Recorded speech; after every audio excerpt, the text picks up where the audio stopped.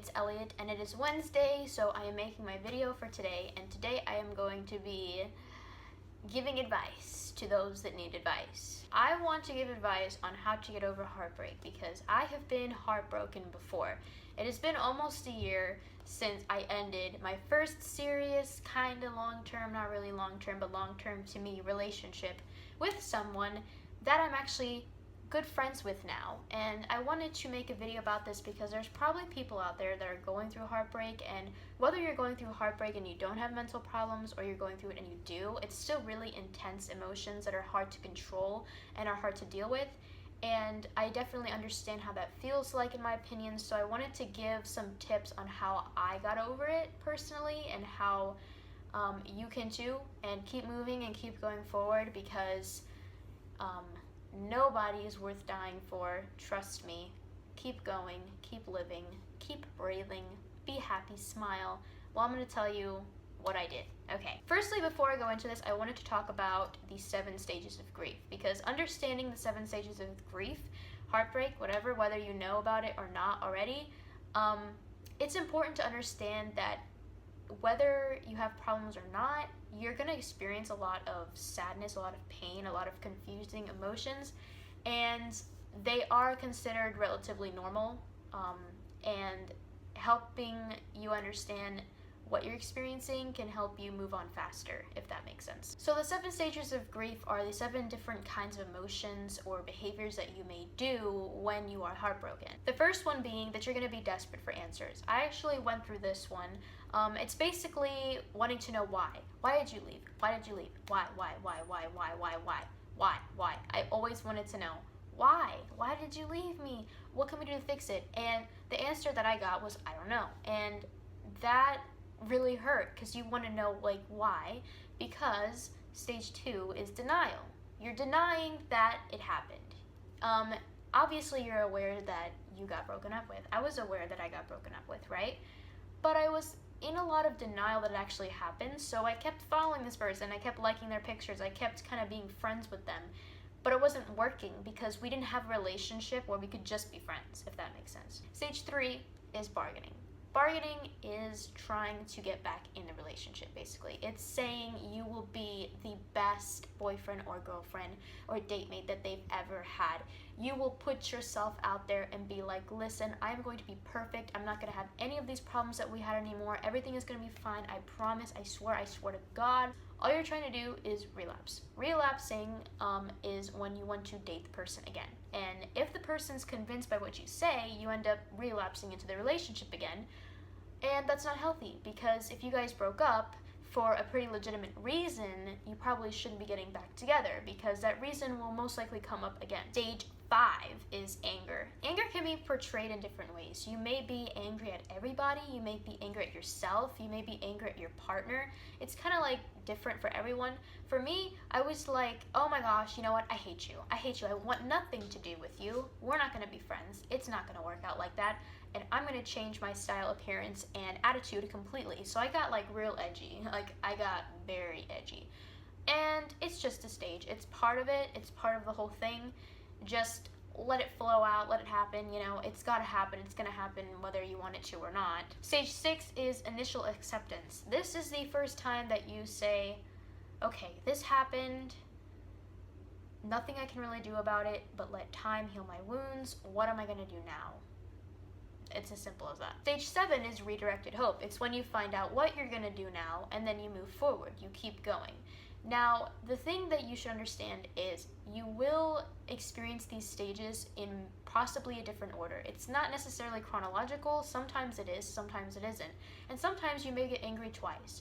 You may get angry the whole period of time. You may have a combination of different things. You might be bargaining and angry at the same time. You might be accepting everything, but also at the same time in complete denial. It's confusing because human emotions are confusing.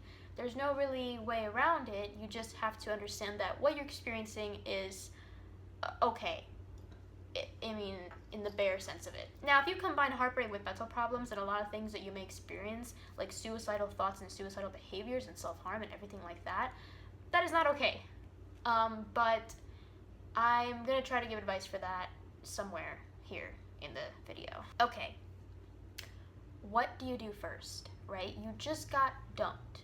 The first thing I would do if the breakup was not very mutual, as in you guys are not really able to be friends, like actual friends, like genuine friendship, you should stop talking to each other. Stop talking to each other. Stop following each other on social media. Block each other if you have to. Stop stalking them. Don't try to meet up or hang out with them. You're grieving. You're both grieving. Now, I understand you're gonna want to, because I wanted to. I really wanted to hang out with this person because I was so used to seeing them every single week. I felt like it was impossible for me to not see them every single week. But it is possible, and time goes on, time goes by, things change. So the reason why I'm saying this is because it makes getting over them much easier and much faster. Although you'll experience a lot of pain wanting to know if they're doing okay, you just have to trust that they're doing okay and focus on yourself, because right now it's about you. It's all about you. You know, it's gotta be, because if you put everything for another person, you may end up in a dangerous situation.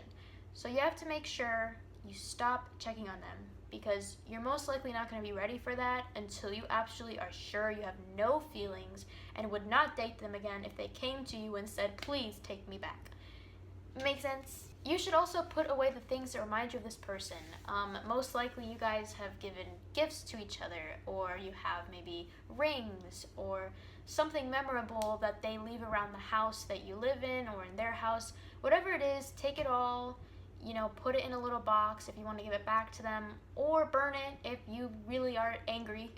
But just don't have it around. Don't cling to those things and say, oh my God, why? And cry and cry and cry and cry and cry. It's not going to help. It's not going to help anything. You just got to get rid of those memories as much as it hurts. Because now all those old memories don't matter anymore. You have to understand, like, whoever you were together is not in existence anymore. It's over. However, just because you get rid of these memories doesn't mean you guys could potentially, and I mean potentially in a very strict way, get back together in the future, become friends. That's when you can create new memories that you guys enjoy. But right now you have to get rid of the old ones because it's over. I would also suggest that one of the things you do first is cry. Cry, cry, cry. Cry like a little bitch. Cry as much as you want. I'm talking tears. I'm talking having a towel by your bed so that you can get all the snot out of your nose. It's really gross and crying sucks, but it actually does help. I mean, every time I finish crying, I just be like, I just fall asleep like that, you know? It releases something. It's something of an emotional release. It's a physical reaction to your emotional pain. You can't just suppress, because you're not letting anything go. You're not letting nothing go at all. So cry as much as you need to.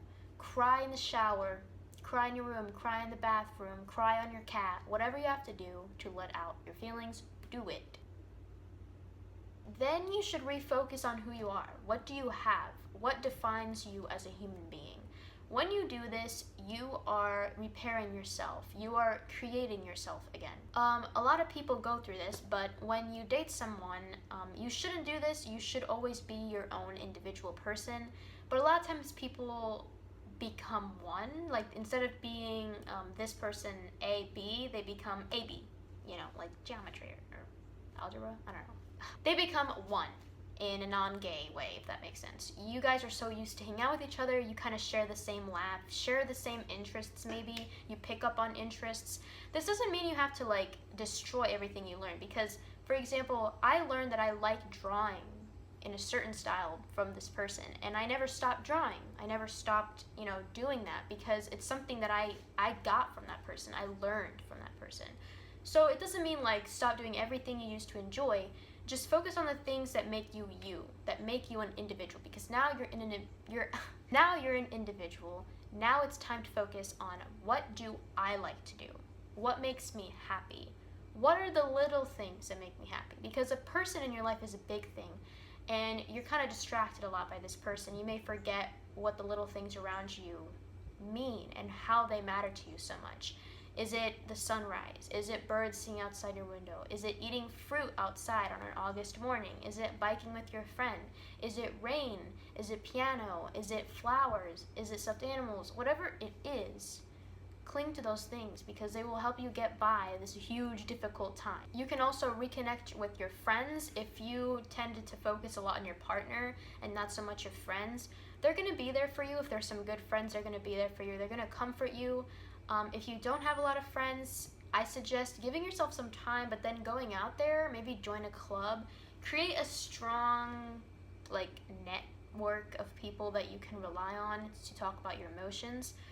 I understand that some people don't have a lot of friends, some people go through it all alone, but if you have this option, take it. If you have a family that can support you through your emotional time, take that opportunity because they are there for you always when this person was only there for you for that amount of time. So really appreciate the people in your life. You can also learn to fix yourself, fix things within yourself. I know initially you want to give up on yourself.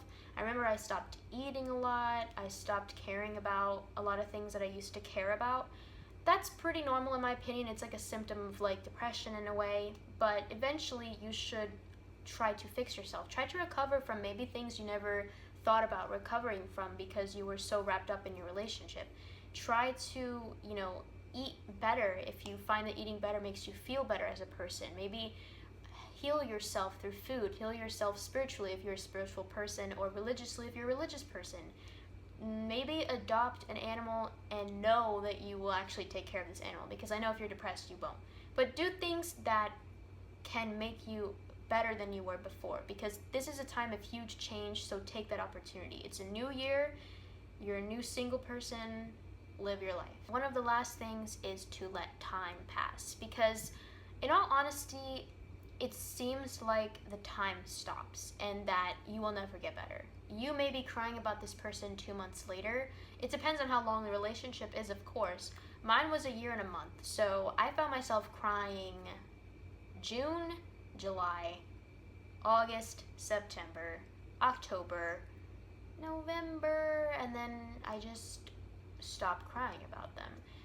It's kind of weird because you don't notice the point where you get over someone until it kind of just hits you in the face like, I got over you. It takes time though, it really does. It doesn't just take time though. I would say you have to work towards moving on, but you also should rely that time heals everybody's wounds. Right now you're focusing on yourself, but that person is also healing as the time goes on. And who knows, you may find yourself best friends with that person. You never know the future, so don't take your life over a person. I know it's easier said than done, but I assure you from my personal hard experience, it is not worth hurting yourself, it is not worth killing yourself, it is not worth trying to kill yourself, it is not worth doing some very emotionally and physically damaging things to yourself for another person, because you have no idea what the future is going to hold. You have no clue if in not even less than a year from now you may be really good friends with that person and in love with somebody else. That's the beauty of life. You have no idea what's coming for you, so I promise if you just stick around, things potentially can get better if you take the time to try. At least little things. It helps. Even the smallest, stupidest things, they help. Lastly, my advice is to not rush the process of moving on, because you cannot, after 3 days, be like, oh, I'm over them. How?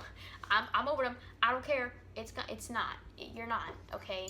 But just because you're still not over them doesn't mean you can't enjoy your life. Don't force forgiveness and don't force moving on.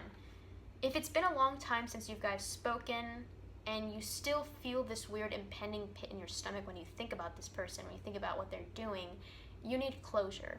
Sometimes when you stop talking to someone for a long period of time, it's not because it ended well. It's not because you guys said, well, farewell, pal. I hope you have a great life. You can talk to me whenever you're over it.